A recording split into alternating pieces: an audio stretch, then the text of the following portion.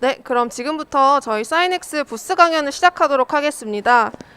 올해 저희 키메스 부스에서는 사이넥스 컨설턴트 분들의 강연과 더불어서 온라인 해외 제조사 쇼케이스가 진행되고 있습니다. 그리고 각각 유튜브와 줌으로도 생중계 중인데요. 오늘은 저희 사이넥스 부스에서 임상시험과 제조허가 그리고 보험 등재를 주제로 강연이 진행될 예정이고요. 이번 세션이 그 첫 번째 세션입니다. 임상시험을 주제로 디지털 헬스 임상 모르는 김대리도 이것만 알면 김부장이라는 강연이 진행될 예정인데요. 최근 화두가 되고 있는 디지털 헬스를 주제로 임상시험을 할 때 꼭 필요한 정보들에 대해서 저희 사이넥스 이승미 부장님께서 발표를 진행해 주실 예정입니다. 그리고 강연이 끝난 후에는 저희 사이넥스 현장에서 그 강연을 들어주신 분들에 한해서 스탬프 이벤트를 통해서 경품도 드리고 있으니 꼭 선물도 받아가시길 바랍니다. 그럼 이승미 부장님 앞으로 모시겠습니다.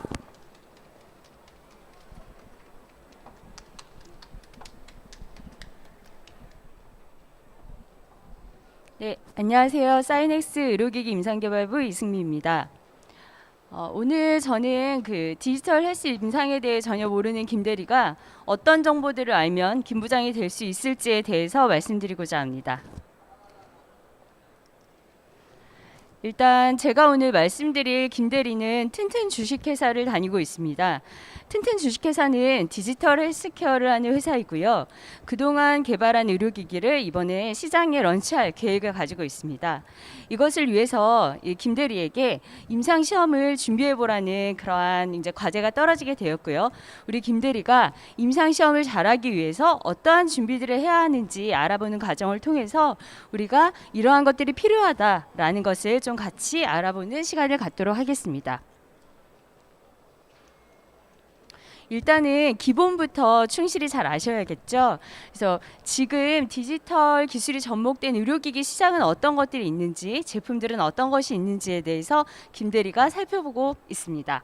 그래서 여기서 보시면은 지금 이제 그 디지털 헬스 중에서 가장 좀 보편화되어 있고 좀 가장 선두에 나가고 있는 분야가 여기 보시는 의료 인공지능 분야입니다. 그래서 영상을 통해서 의사의 진단을 보조하는 그런 제품들이 되겠고요.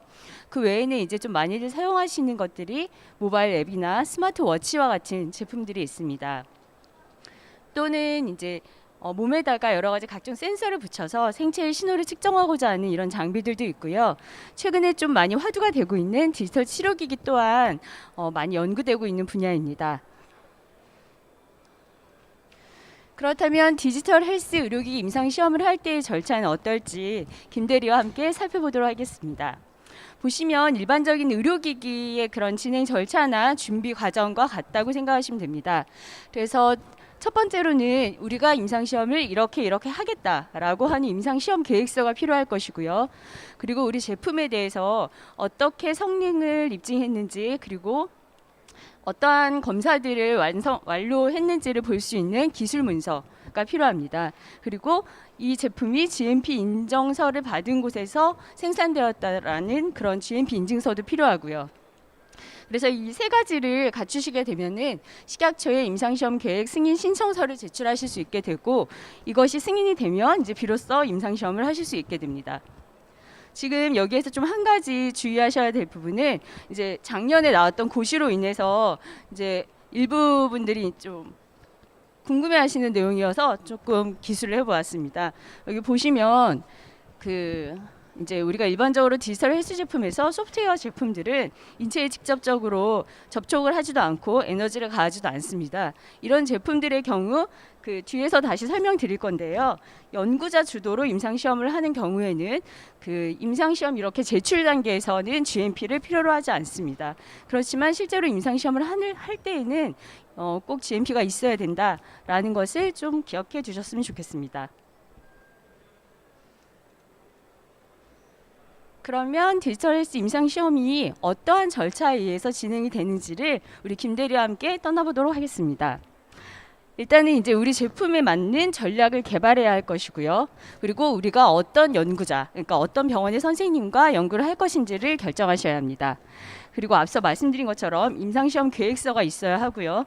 이러한 준비들이 맞춰지면은 이제 그때서야 병원과 연구비도 이제 좀 논의하고 이런 과정들이 진행됩니다. 그리고 식약처의 승인을 얻게 되면 병원에다가 우리가 이렇게 CRCL 승인도 얻었고 연구 계획서도 완성되었으니 연구를 할 수 있도록 해주십시오 하는 IRB 승인을 얻게 됩니다. 이것들을 마치게 되면은 병원과 계약도 할 수 있게 되고 실질적인 연구를 할 수 있는 모든 준비를 마칠 수 있게 됩니다. 그 이후에는 이제 본격적으로 환자 모집을 위해서 게시 모임이라는 것을 하게 되고요. 그 절차 이후에 환자들에게 정보를 수집하고 뭐 여러 가지 처치를 하는 그런 과정들 속에서 모니터링이라는 뭐 이런 과정도 있게 됩니다. 그리고 종료 보고를 하고 수집된 데이터들을 관리하고 통계 분석을 마치면 비로소 이 연구에 대한 최종 결과 보고서가 나오게 됩니다. 이것을 제출하게 되면 식약처에서 이렇게 검토를 하고 품목에 대한 최종 허가를 해준다. 이 과정을 잘 기억해 두시기 바랍니다. 네, 그러면 이제 우리 김대리가 똑 부러지는 김대리가 되기 위해서 어떤 것들을 알아야 하는지 이것은 아주 기본이다. 우리 보통 이제 지금 이 자리에도 대리님들이 좀 계실 것 같은데요. 우리 대리님들이 보통 이제 회사에서 가장 실무를 담당하시는 분들이죠. 그래서 이런 정보들을 명확하게 숙지하고 계셔야지만 실무를 하시는데 지장이 없을 수 있는 그런 항목들을 좀 지금부터 말씀드릴 예정입니다. 그래서 보시면 그 연구는 이렇게 여러 가지 목적이나 주체에 따라서 좀 분류를 할 수가 있는데요. 이제 간혹 가다가 이 부분들을 이제 헷갈리셔서 이렇게 다른 카테고리임에도 불구하고 이렇게 좀 이렇게 반대로 그러니까 혹은 교차해서 생각하시는 경우들이 있습니다. 근데 분류가 이와 같다라는 것을 기억해 주시는 것이 좋겠고요. 그래서 주체에 따라서는 누가 주체가 돼서 임상시험을 하느냐에 따라 연구자와 그리고 우리 회사, 의뢰자가 주도하는 임상시험이 있겠고 각각의 목적은 연구자가 이제 그러한 뭐 연구 목적으로 진행하는 경우에 연구자 주도 임상시험이 되겠고 의뢰자 주도는 이제 의뢰자의 그 제품을 어떻게 그 임상시험을 통해서 입증하고 표방할 것인지 이런 것들을 그 설명하는 그런 연구가 의뢰자 주도 임상시험이라고 생각하시면 됩니다. 그리고 목적에 따라서는 탐색과 확증 임상시험이 있는데요. 이 부분은 뒤에서 다시 한번 자세히 설명드리도록 하겠습니다. 네, 그러면 이제 탐색 임상시험이란 어떤 것인지 보도록 하겠습니다. 일단 이제 굉장히 오늘 이 말씀에서 좀 반복적으로 나올 설명이 안전성과 효능을 확보해야 한다. 그리고 우리 연구가 과학적 근거가 있어야 된다. 이 말씀을 좀 반복적으로 드릴 겁니다. 그래서 임상시험은 그 안전성과 유효성을 보여주기 위한 절차이다라고 생각하시고 그 배경에는 항상 과학적 근거가 있어야 된다. 이것을 명심하시기 바랍니다.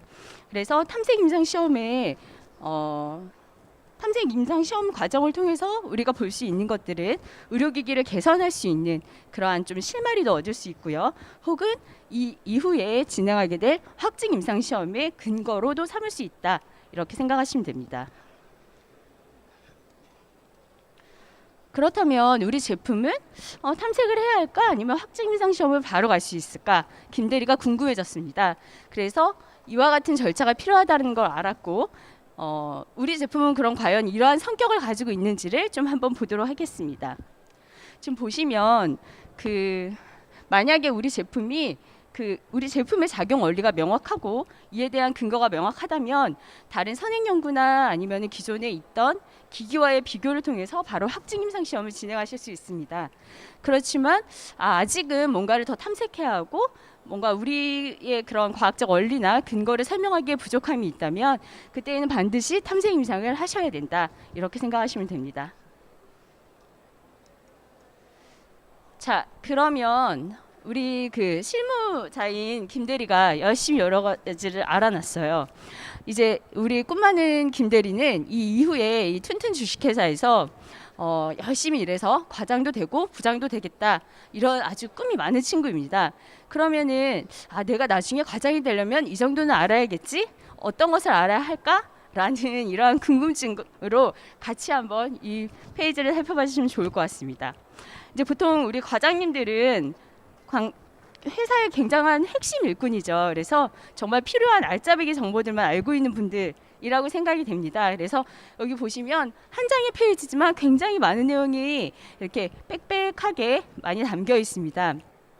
그래서 이 내용들이 우리 디지털 헬스 임상에서 굉장히 핵심적인 내용이다라고 생각을 해주시면 될 것 같습니다.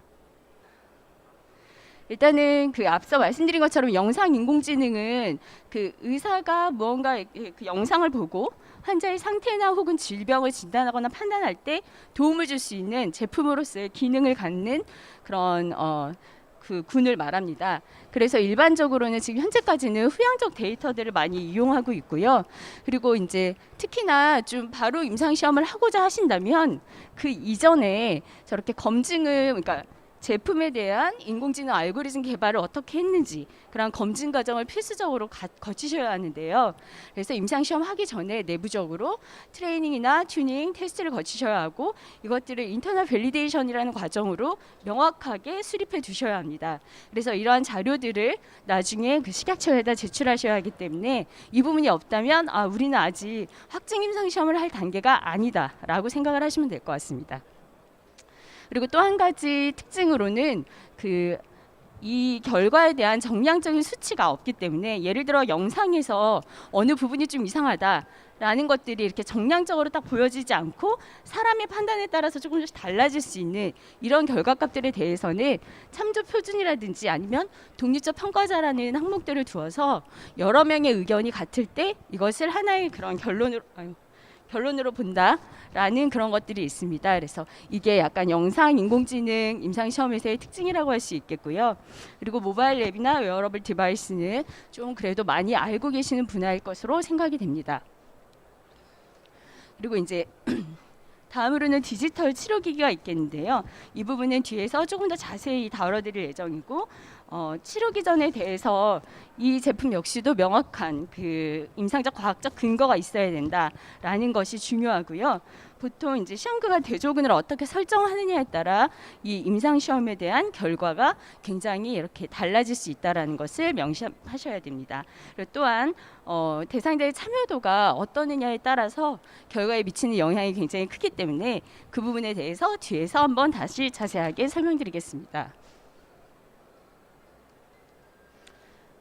네, 그러면 아까 이제 함축적으로 과장이 알아야 될 내용까지 우리가 모두 아셨어요. 그럼 이제는 내가 이 회사에서 부장이 되려면 어느 정도를 알아야 될까에 대한 부분입니다. 그래서 반복적으로 말씀드리는 것들이 과학적 근거가 있어야 된다. 그리고 대조군 설정이 명확해야 한다. 우리 기기는 시험군이 되는 것이고요. 이미 기존에 있는 장비들이 대조군이 되는 거겠죠. 그래서 그 관계가 명확해야 된다. 그리고 우리 제품의 그 성격과 가장 맞는 것을 선정해야지만 나중에 임상시험의 성공률이 조금 더 높으시겠죠. 그리고 안전성 평가를 어떻게 할 것인지, 그리고 사람 간의 편차가 있는 연구에서는 이런 것들을 어떻게 컨트롤할 것인지, 이런 것이 굉장히 중요합니다. 자, 그러면 우리 제품의 과학적 근거를 어디에서 찾을지, 이러한 처음에 출발을 어디서부터 할까라는 것에 대해서 좀 말씀드리도록 하겠습니다. 일단은 승인 현황을 좀 적극적으로 활용하실 것을 권해드리는데요. 그 식약처 의료기기 홈페이지에 가보시면 임상시험 현황을 보실 수가 있고, 구체적으로 이렇게 어떠한 품목에서 어떤 임상시험들이 이제까지 승인이 되었는지를 보실 수가 있습니다. 제가 한 가지 팁을 좀 드리고 싶은 거는 이미 많은 분들도 아실 수 있는데 제목을 통해서 많은 정보를 확인하실 수가 있습니다. 그래서 우리 제품을 일단 한번 검색해 보시고요. 품목군을 이제 넣어 보신 다음에 어떤 경우에는 굉장히 많은 연구들이 이미 승인이 된 경우도 있고 어떤 경우는 한 두세 케이스밖에 승인이 안 된 경우도 있어요. 그런 걸 통해서 우리 연구가 승인이 쉽겠다 혹은 어렵겠다 이런 정보들도 아실 수 있고 단일군으로 해도 이 연구에 확증이 가능했구나 혹은 이거 후향적으로도 가능하네 꼭 전향으로 하지 않아도 되네 이런 정보들을 아실 수가 있으니까 활용해 보실 것을 좀 권해드립니다. 다음으로는 이제 비슷한 방법인데요. 선행 연구로 아이디어를 얻는 법입니다. 여기 clinicaltrials.gov도 이제 좀 많은 분들이 아시리라 생각되는데 이 페이지의 장점이라고 한다면 우리가 우리 연구 설계를 대략적으로 이제 CRO라든지 아니면 이제 다른 위탁기관에 의뢰하기 전에 회사 내부에서도 약간의 시놉시스가 필요합니다. 그때에 우리 연구가 대충은 이렇게 됐으면 좋겠다라는 구상을 하실 수 있는 아주 좋은 페이지라고 생각하시면 됩니다. 여기에서는 여러 가지 조건으로 이제 검색이 가능한데요. 이미 종료가 돼서 결과 보고까지 되어 있는 그런 과제만 보고 싶다 하면 그렇게도 검색이 가능하시고, 혹은 나는 미국에서 연구한 것만 보고 싶어 하면 미국, 혹은 한국에서 한 것만 보고 싶어, 그렇게도 보실 수가 있습니다. 그리고 가장 좋은 점은 이 연구를 몇 명을 모집했고 몇 개 기관에서 모집을 했고, 이 연구의 목적은 무엇이었는지, 그러니까 뭐 1차 유효성 평가 변수는 뭐였는지, 기간은 얼마나 걸렸는지, 이런 것들을 좀 다 알아보실 수가 있어서 향후 이제 우리 제품에 대한 연구를 수립하시는 데 굉장히 좋은 자료로 삼으실 수 있습니다. 네. 다음으로는 이제 이것도 좀 익숙한 내용이실 수 있는데요. 퍼브메드나 아니면 구글 스콜라를 통해서 여러 가지 논문들을 좀 참고하시는 법이 있습니다. 그리고 최근에는 이 디지털 헬스 분야만도 이렇게 저널들이 굉장히 많이 나와서 이 부분을 좀 참고하시는 것도 한 가지 팁으로 말씀드립니다. 그럼 이제 마지막으로요. 디지털 치료기기 임상에 대해서는 아직 많이들 하고 계시지 않기 때문에 이러한 임상 시험을 할 때는 어떠한 점을 조금 고려하고 좀 내가 주의 깊게 다뤄야 할까라는 그런 부분들에 대해서 좀 말씀을 드리겠습니다. 일단은 대상자 참여가 굉장히 중요하다라고 말씀을 드렸었고요. 그래서 대상자가 쉽게 따를 수 있는 그러한 설계가 되어야 되겠고, 그 연구 구성 내에서도 이런 부분들이 좀 대상자가 명확하게 사람마다 다른 모습을 보이지 않게끔 컨트롤하시는 것이 굉장히 중요합니다. 그리고 이 대상자들이 언제라도 우리가 그 목적한 시간에 잘 참여할 수 있게끔 동기부여를 할 수 있게 하는 뭐 알람을 제공한다든지 푸시 등을 서비스를 제공해서 그때에 원하는 그런 행동을 할 수 있게끔 하는 장치들을 만드는 것도 필요한 방법 중에 하나입니다. 그리고 뭐 비슷한 말씀으로 정기적인 관리도 되어야 할 것이고요. 또 이 디지털 치료기기에서는 교육이라는 면도 굉장히 좀 중요한 변수 중에 하나입니다. 그래서 예를 들어 다기관 임상을 할 경우에는 기관마다 이제 그 연구를 담당하는 담당자의 교육의 그런 뭐 퀄리티라든지 아니면 교육의 뭐 횟수 이런 게 혹시라도 달라진다면 그것을 통해서 그 참여하는 대상자들의 결과 또한 달라질 수 있기 때문에 가급적 같은 매뉴얼 하에서 교육을 받으실 수 있게끔 그렇게 설계하시는 것이 굉장히 중요하고요. 그리고 임상적 근거도 이제 명확하게 그 이전에 병원에서 치료할 때 사용하는 치료 프로토콜이라든지 아니면은 뭐 과학적 여러 근거들에 입각해서 이러한 그 치료 프로그램 설계를 하셔야 합니다. 그리고 지금 가장 많이 이제 사용되는 방법은 인지행동 치료 분야인데요.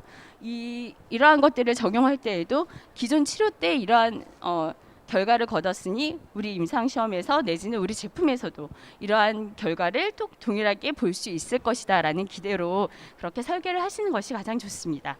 그리고 이제 이거는 조금 첨언해서 말씀을 드리면 보통의 이제 디지털 헬스 제품들은 이렇게 사용하실 때 굉장히 이렇게 가까이 본다든지 아니면 같은 자세로 사용을 함에 있어서 이렇게 몸에 조금 무리가 온다든지 이런 것들이 있을 수 있으니까 그런 부분 역시도 좀 고려를 하시면 좋을 것 같다라는 말씀입니다.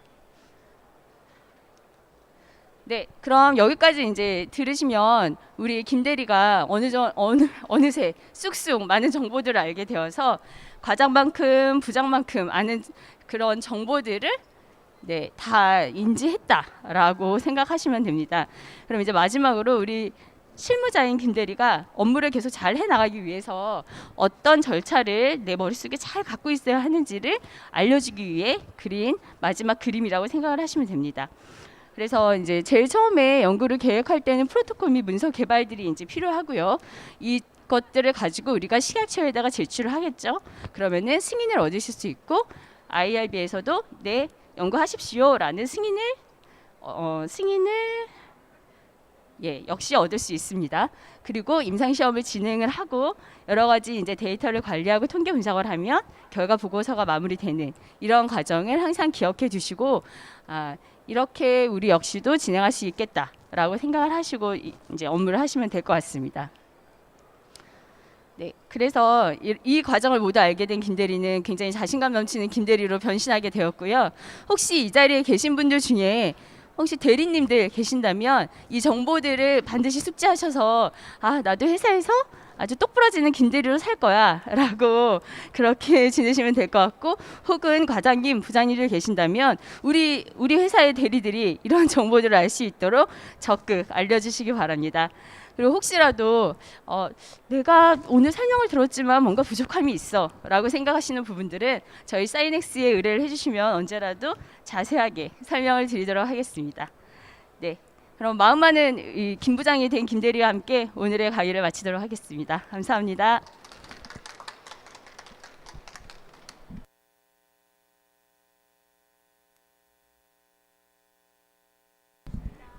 네, 강연 들어주셔서 감사드리고요.